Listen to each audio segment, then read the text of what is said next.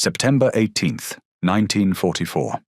In the quiet countryside of France, inside a farmhouse that had only recently stopped being a home, General Hasso von Manteuffel stood over a map spread across a table. Soft autumn light came through the window and fell on lines and symbols, arrows, numbers, and blocks of color that represented divisions, supply routes, and human lives. For months, maps like this had told only one story: retreat, delay, and slow collapse. But this morning felt different. For the first time since Normandy, the map seemed to whisper a word Manteuffel had almost forgotten: victory. Manteuffel was 47 years old, and his face was shaped by years of hard fighting, especially on the frozen plains of the Eastern Front, where armored warfare tested both men and machines. The officers under his command knew him well. He was not a fanatic, and he did not believe in miracle weapons or final salvation. He was a realist, a master of armored warfare, a man who had watched entire armies fall apart and understood that the Wehrmacht was bleeding to death on two fronts. And yet, on this morning, he believed, perhaps for the first time in many months, that he finally held a winning hand. Under his command was the 113th Panzer Brigade.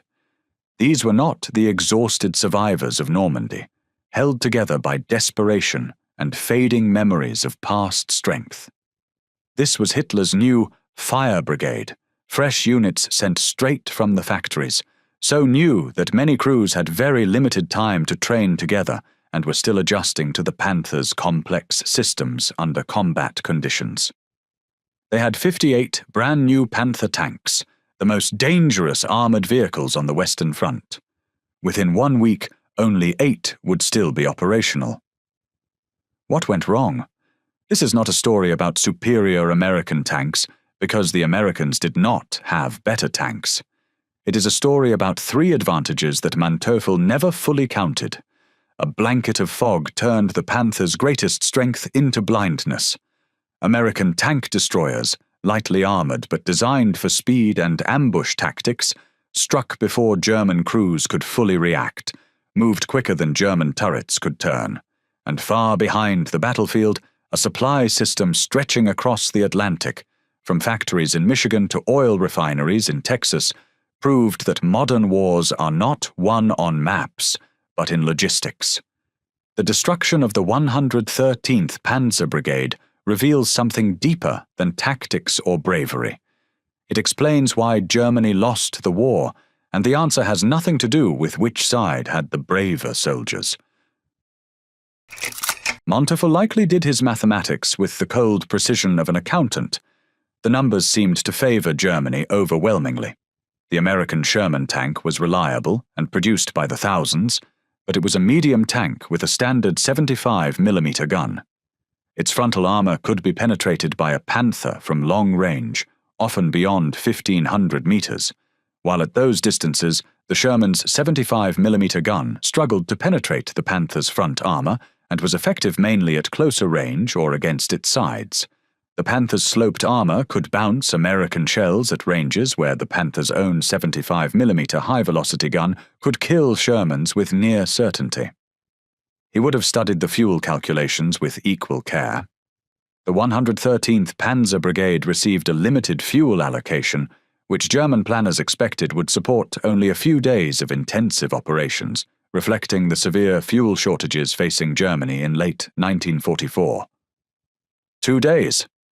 That was all he needed, all he could reasonably expect in late 1944 when Germany's oil refineries were being systematically destroyed by Allied bombers. His objective appeared elegant in its simplicity. Slice into the exposed right flank of General George Patton's Third Army. Patton was overextended.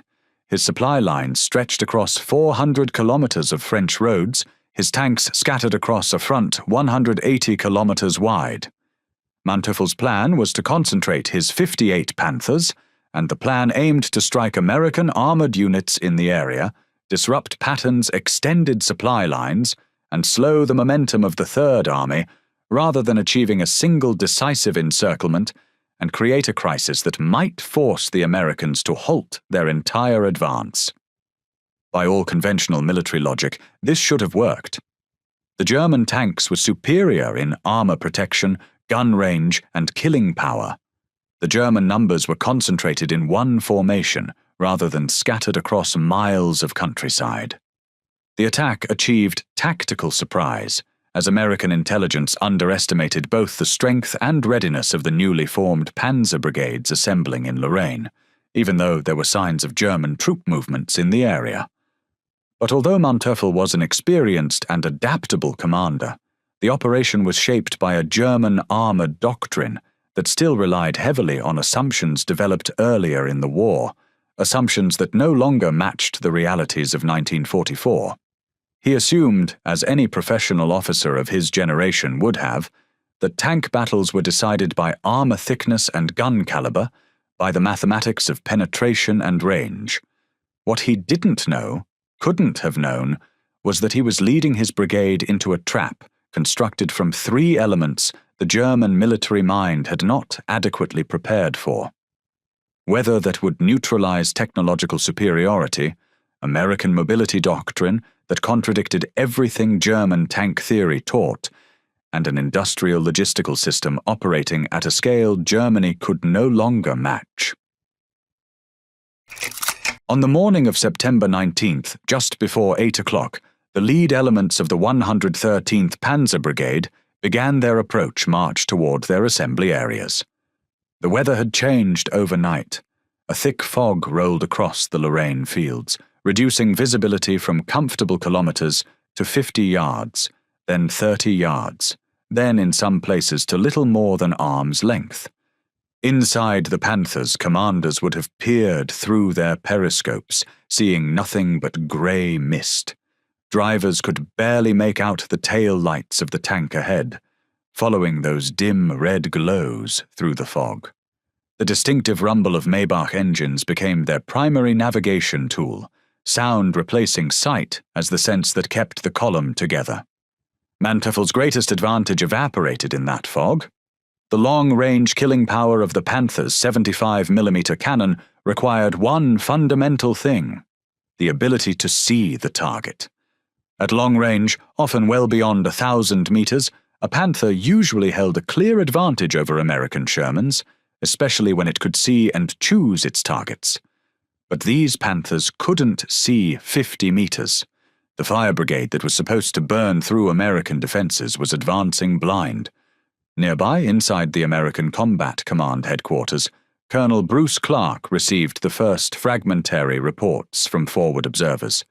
Heavy engine noise, large formations, multiple vehicles, moving west toward American positions. The observers were straining to see through the same fog that blinded the Germans, but they could hear the distinctive roar of gasoline engines, the clank of heavy tracks grinding through the wet earth. Clark didn't have heavy tanks to match the Panthers. He had the 37th Tank Battalion, commanded by Lieutenant Colonel Creighton Abrams, a name that would one day adorn America's main battle tank, though Abrams himself couldn't have known that on this foggy morning. When the reports came in about German armor advancing through the mist, Abrams may have realized something immediately. The fog was an equalizer, but not the kind the Germans wanted. If the Germans couldn't see at 2,000 yards, their superior guns meant nothing.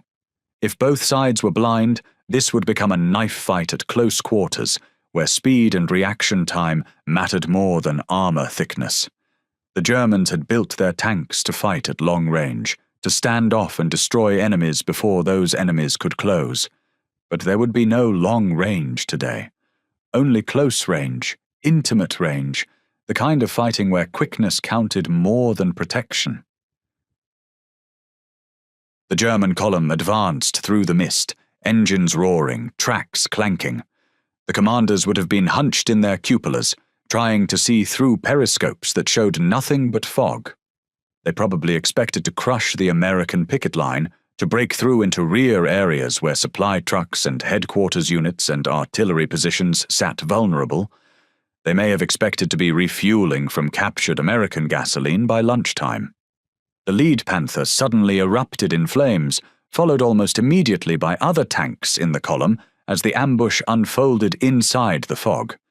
The German crews likely did exactly what their training told them to do in an ambush.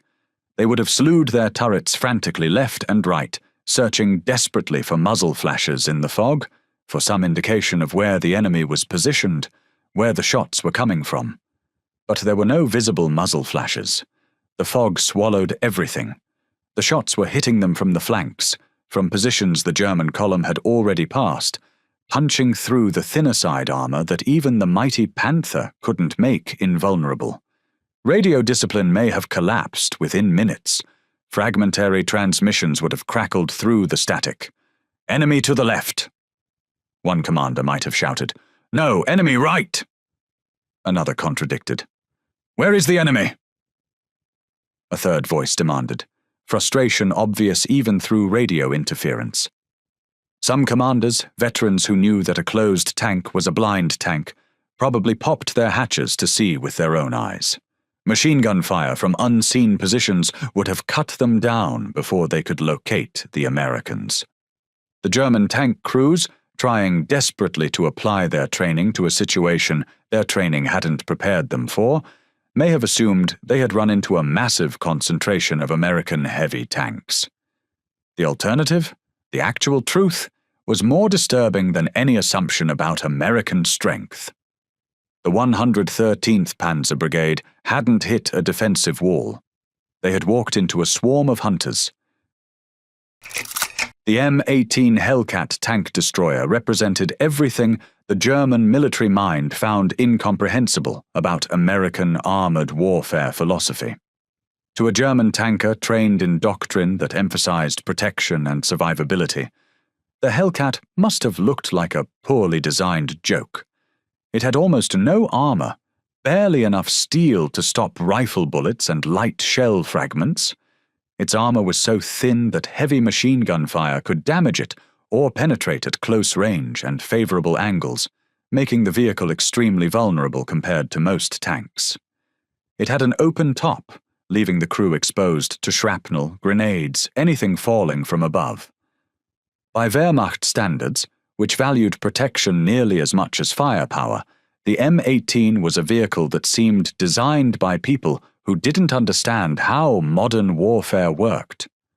German officers examining intelligence photos might have wondered what the Americans were thinking, building a fighting vehicle so vulnerable that its crews called it a Hellcat, perhaps because riding in one felt like tempting death. But the M18 had one specification that changed everything in the fog of error court: power-to-weight ratio. The Hellcat weighed just over 20 tons, which was less than half the weight of a German Panther, and this low mass allowed it to move far faster than heavier German tanks. Despite that minimal mass, it was powered by a Wright R 975 radial engine, a design originally developed for aircraft, but adapted for armored vehicles, which provided high power for its size.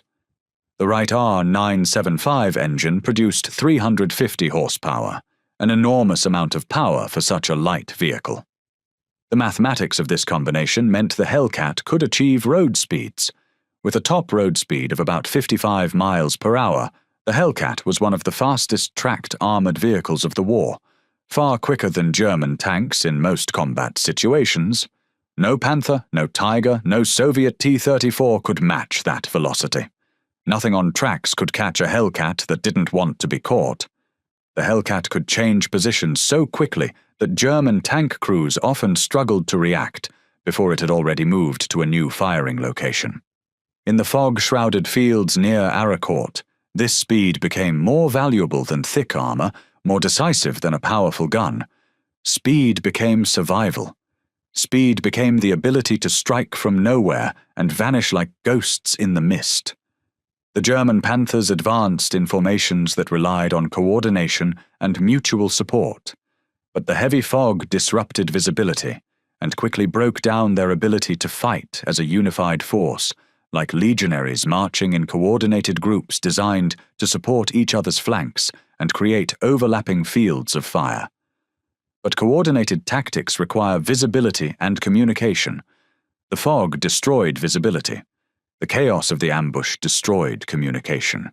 The Panthers became isolated from each other, each commander fighting his own private war in the mist, unable to see his wingmen, unable to coordinate responses, unable to do anything except react to threats materializing from the fog. The American Hellcats fought like a wolf pack. Individual hunters coordinated not by proximity, but by radio.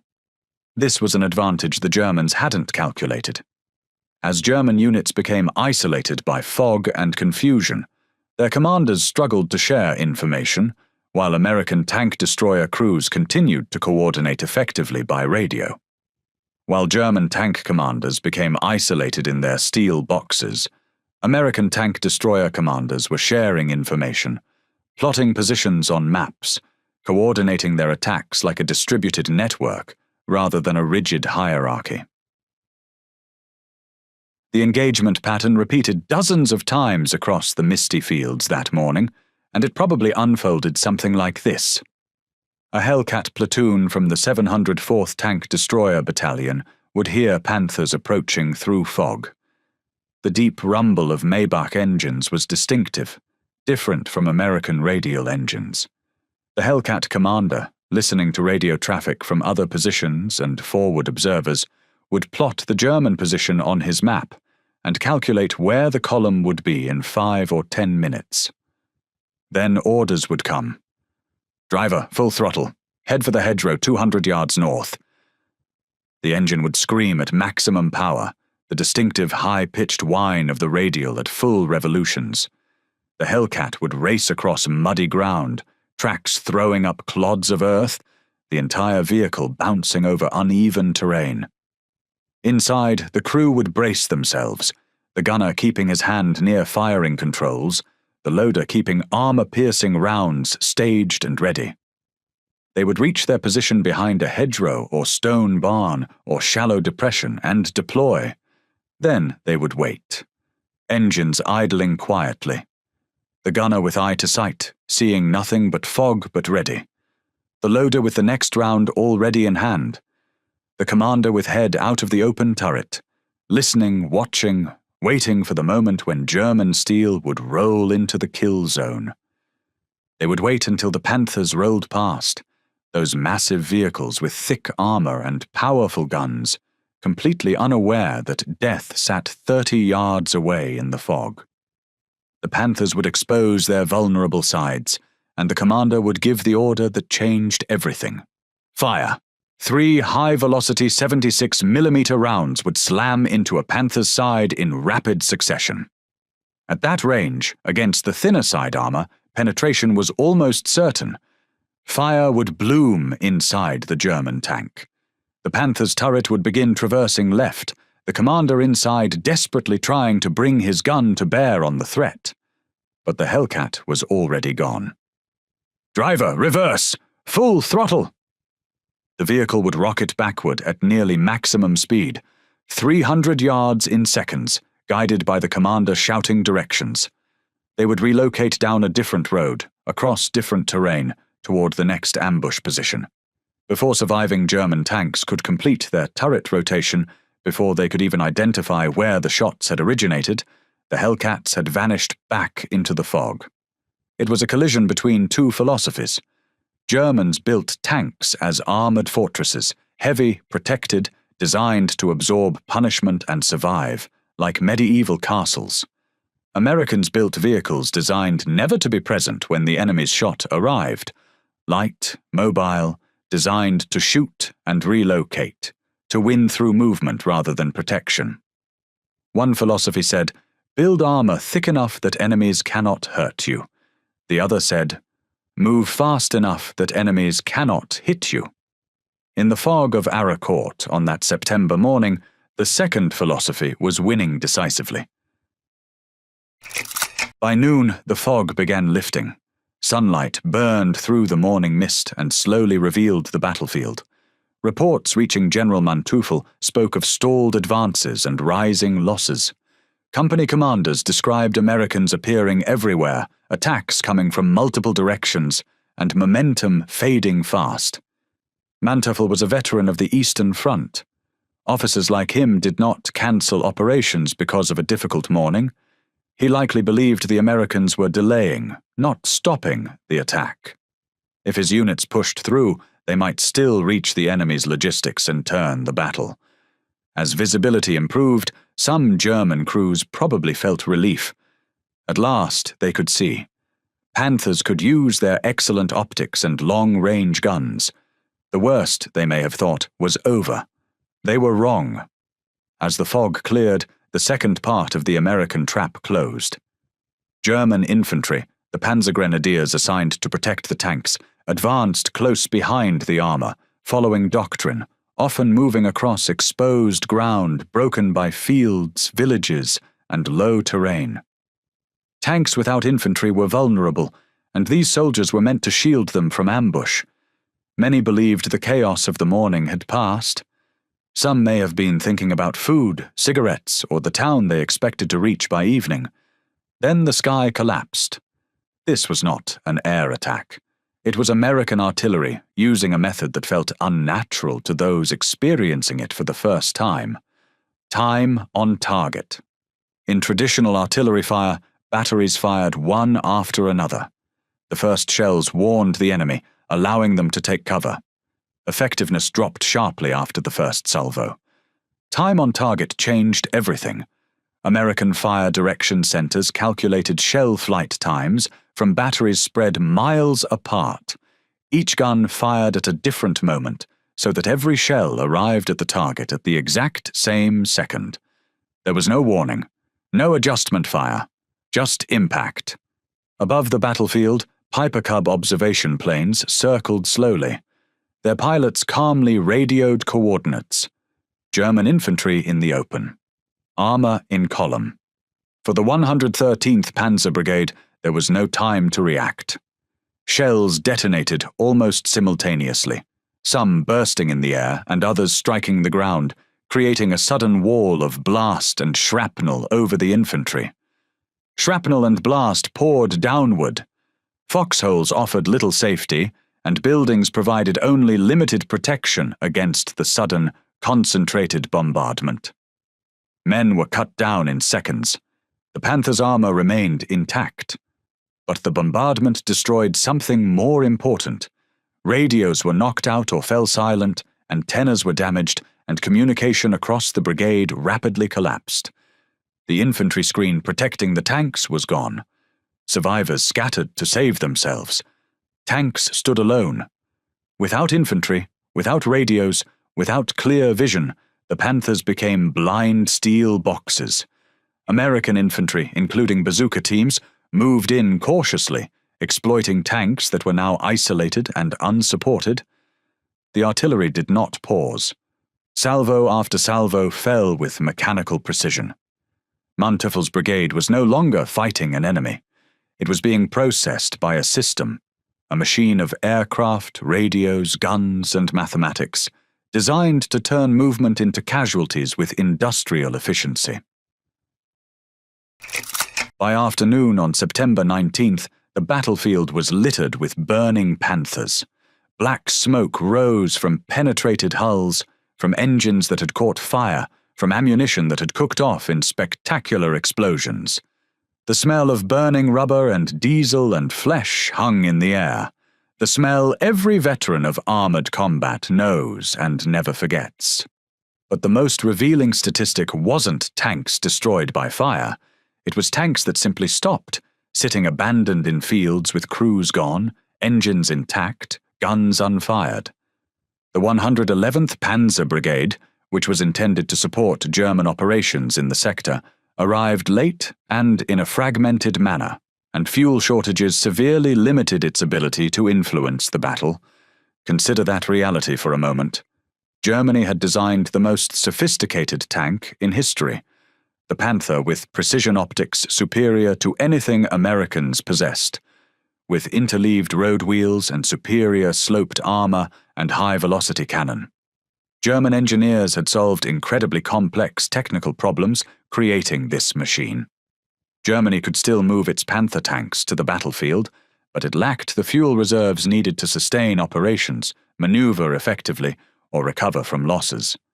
Meanwhile, General Patton was famous for screaming about fuel shortages, notorious for complaints that his tanks were being starved while fuel went to other commanders. The Red Ball Express supply line, that continuous conveyor belt of trucks driven mostly by African American soldiers stretching back across France to Normandy beaches, operated at the limit of capacity. American tank units were rationing fuel, limiting movement, conserving every gallon. But here is the fundamental difference between American and German fuel shortages, the difference revealing why one army could advance while the other could only retreat. When Americans lacked fuel, tanks shut down engines and waited for trucks. Crews might curse, might complain, might play cards or write letters or sleep. They waited. When trucks arrived, and trucks always arrived, sometimes in hours, sometimes in days, but they always came, tanks refueled and resumed operations. The delay was frustrating but temporary. When German units ran out of fuel, tanks were often abandoned and destroyed to prevent capture, especially when recovery vehicles or fuel resupply were unavailable. Crews would receive orders to disable the vehicle, preventing capture. They would dynamite the gun breech, destroying the firing mechanism. They would disable the engine, pour sand into oil, and break critical components. They would set demolition charges, ensuring the tank couldn't be repaired. Then they would walk away, leaving millions of Reichsmarks worth of machinery to rust in French mud. The tank was lost forever. As fighting raged over 3 days, the disparity between German and American logistics became starkly visible. American recovery crews in armored tow vehicles were towing damaged Shermans back to mobile repair depots during active combat. While fighting continued, while shells still fell, American mechanics worked in outdoor workshops in combat zones. They welded patches over shell holes. They replaced damaged engines, swapping entire power plants in hours. They straightened bent gun barrels, repaired track links, and fixed transmissions. Tanks knocked out in the morning, penetrated by German shells, set afire, abandoned by crews thinking they were finished, would be refueled, recrewed with fresh soldiers, and returned to the line by evening. Tanks that were damaged or temporarily disabled earlier in the day could often be recovered, repaired, and returned to service within a short time, sometimes rejoining the fight within 24 hours. German recovery vehicles existed, but they were too few in number and often unable to operate safely under American fire, leaving many damaged Panthers unrecovered. If a Panther threw a track, common with the Panther's complex interleaved wheel system, it was abandoned. Crews couldn't fix it under fire, couldn't wait for recovery vehicles that didn't exist. If transmission failed, which Panthers were prone to do, the tank was abandoned. If the engine caught fire, the crew bailed and the tank burned. German replacement and repair systems still existed, but they were slow, under-resourced, and increasingly unable to keep pace with battlefield losses where damaged vehicles could be fixed and returned to service. The 113th Panzer Brigade entered battle with 58 operational Panthers. Within the first days of fighting, the 113th Panzer Brigade suffered heavy losses from combat, mechanical failure, and fuel shortages, leaving only a small number of Panthers operational. By week's end, the brigade had ceased to exist as a fighting force. The U.S. 4th Armored Division's Combat Command A lost 5 Sherman tanks and 3 tank destroyers on that crucial first day. Total losses for the week reached approximately 25 tanks and tank destroyers. Those numbers were painful. Every lost tank meant American soldiers killed or wounded, meant families receiving dreaded telegrams. But American losses were rapidly replaced. Within 3 days, new Shermans arrived from rear depots, fresh from factories or repaired from earlier damage. Within a week, Combat Command A's operational strength was arguably higher than when the battle started. They had lost 25 vehicles but received 30 replacements. Patton's success was not based on supply alone, but logistics gave American commanders the freedom to apply their tactics effectively, recover losses, and maintain constant pressure. back through English ports where ships unloaded day and night, back through American factories in Michigan and New Jersey and Ohio, where workers on 3 shifts built tanks faster than Germany could destroy them, back to Pennsylvania ore mines where iron was extracted from earth, back to Texas oil refineries where crude became gasoline. Manteuffel had built a perfect hammer with his 58 Panthers, but the forge creating those hammers sat 3,000 miles away, operating under constant Allied bombing, rationed by Hitler's government, starved of oil and steel and skilled workers. The American forge sat across an ocean Germany could no longer threaten, operating at full capacity, fed by resources from an entire continent that had never seen war on its soil. On September 22nd, Manteuffel issued orders for the 113th Panzer Brigade to disengage and retreat. The great counterattack that was supposed to stop Patton's advance and create a crisis in American command had failed utterly. The final accounting was brutal and undeniable. The 113th Panzer Brigade entered battle with 58 brand-new Panther tanks, the best Germany could build, crewed by trained soldiers, supported by elite infantry. By week's end, German records documented only 8 Panthers still operational. 50 tanks were lost. The unit had ceased to exist as an effective force. American Combat Command E reported total losses of approximately 25 tanks and tank destroyers, losses replaced within days, losses that didn't prevent continued offensive operations, losses that were painful but not crippling. The outcome wasn't a battle in any traditional sense. It was a systematic demonstration of what happens when one side has individual technological superiority, but the other side has systematic superiority in coordination, logistics, and industrial capacity. The Battle of Aracourt proved something military theorists would study for decades. It proved that a superior weapon like the Panther loses much of its advantage when blinded by fog, especially when it cannot use its long-range firepower, when unsupported by infantry destroyed by artillery, when limited by fuel shortages that reduced mobility and made sustained operations difficult, and when outmaneuvered by lighter vehicles operating with superior coordination and logistics. The Germans had built warrior knights in shining armor, individual champions who could defeat any enemy in single combat if that combat occurred under ideal conditions. The Americans had built something entirely different, a system that moved at 55 miles per hour, coordinated by radios that kept working under fire, supplied by trucks that brought fuel and ammunition and spare parts, supported by repair depots that could quickly fix damaged vehicles, recover repairable tanks, and replace losses faster than the enemy could, backed by an industrial capacity stretching across an ocean to a continent untouched by war. In September 1944, in the fog and mud of Lorraine, those two approaches collided. The system won decisively. General Manteuffel survived the war. Unlike many German generals who died in final desperate battles or were captured and imprisoned for years, Manteuffel lived to write memoirs, to reflect on what went wrong, to analyze why Germany lost. Later historians argued that American time on target artillery and the mobility of US tank destroyers had made traditional panzer tactics far less effective.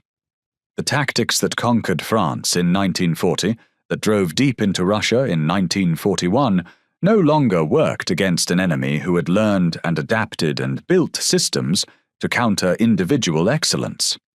The Battle of Aracourt often gets forgotten in popular World War II histories. It sits in the shadow of D-Day, that massive amphibious invasion everyone knows. It sits in the shadow of the Battle of the Bulge, that desperate winter offensive making dramatic storytelling. Aracourt doesn't have the scale of those operations, doesn't have the drama of beaches stormed or cities encircled or last stand heroics, but it may be the most important battle for understanding why Germany lost the war. Not because it was massive, it wasn't. Not because it was the turning point. By September 1944, the strategic balance had already turned decisively against Germany. But because it reveals truth beneath the surface of all those dramatic battles that fill history books and documentaries, Germany didn't lose because German soldiers were less brave than Americans. Anyone studying the fighting objectively knows that's untrue. German soldiers, even in September 1944, when defeat was obvious to anyone paying attention, fought with incredible courage and skill. Individual German soldiers were every bit as brave as their American counterparts. Germany didn't lose because German tanks were inferior. The Panther was, in many measurable ways, superior to the Sherman. Better armor, better gun, better optics. On paper, in a one-on-one duel under ideal conditions, would usually have the advantage under ideal conditions. Germany lost because of the triumph of systems over individuals. It lost because modern industrial warfare is won, not by the side with the best weapons, but by the side with the best systems for keeping those weapons fighting. It lost because logistics matter more than tactics, because supply chains matter more than gun caliber, because the ability to repair and replace losses matters more than the ability to build superior individual machines. Germany lost because in modern warfare, speed and mobility and replaceable equipment and spare parts and fuel supplies and repair depots and radio coordination matter more than individual warrior excellence or technological sophistication. The Battle of Aracourt taught a lesson that shaped military thinking for the next 80 years.